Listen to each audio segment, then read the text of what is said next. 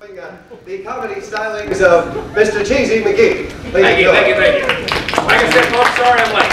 I always arrive late for work, but I make up for it by leaving early. Thank you very much, Lynn. Hey, what's the point of being punctual when no one's there to see it? I didn't have much chance. My dad was a workaholic. He'd work 5 minutes and have a beer. Yeah, speaking of my dad, Earl called me just as I was dropping my parents off at the airport. They leave day after tomorrow.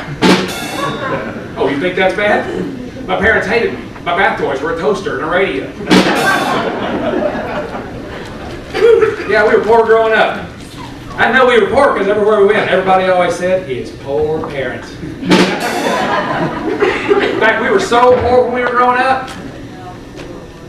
That was pretty poor. Again, we were so poor when I was growing up. We were so poor our rainbows were in black and white. We didn't live on the other side of the tracks, we lived right in the middle. Thank you very much. So I looked at my family tree and found out I was the sap. Speaking of saps, we got any married people out there? No, I'm just kidding. Actually, I'm married. My wife and I are inseparable. Sometimes it takes 3 or 4 people to pull us apart. No, actually, to be quite honest with you folks, I haven't spoken to my wife in over 2 years. I didn't want to interrupt her. I married my wife for her looks, but not the one she's been giving me lately. I told her, I said, sweetheart, I really would like to have breakfast in bed. She said, go sleep in the kitchen. So a young lady phoned me the other day and said, hey, come on over, there's nobody home. So I went over, there was nobody home. My wife found out and made me join a bridge club. I jump off next Tuesday. Thank you very much. Thank you. So, my wife tells me that I'm a drunk and I need help. And she might have a point there. Last time I gave a urine sample, it had an olive in it. So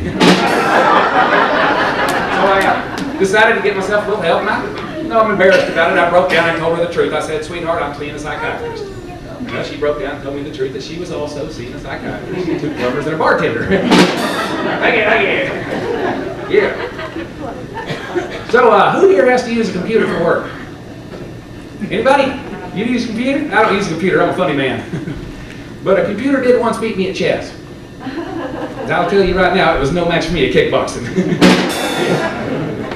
That's what I told my psychiatrist when I had to go visit him. In fact, I told him, I said, hey, doc, everybody hates me. He told me I was just being ridiculous. Everybody hadn't met me yet. Just to get back at him, I said, hey, doc, I planted some bird seed. A bird came up and I don't know what to feed it. He said, son, you're crazy. I said, yeah, I think I want a second opinion. He said, okay, you're ugly too. Thank you. Yeah, who says nothing's impossible, huh? I've been doing nothing for years. The hardest part about doing nothing is you just never know when you're finished. I like to work out with weights. Whenever somebody says, hey, let's go work out, I say, wait! Those workout devices can be dangerous. Got a lot of electricity and stuff these days. You know, that electricity's dangerous stuff. The other day, my nephew stuck a penny in a plug. Whoever said a penny doesn't go far, didn't see him shoot across that floor, right? I told him he was grounded. Ladies and gentlemen, the comedy stylings of Mr. Cheesy McGee. Thank you very much. Thank you. I've had a wonderful evening, but this wasn't it. Actually, it's been more than a pleasure performing for you. It's actually been an inconvenience. Thank you very much.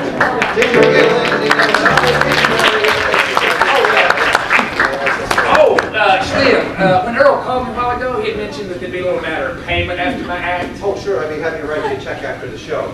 Well, Earl said, you know, okay.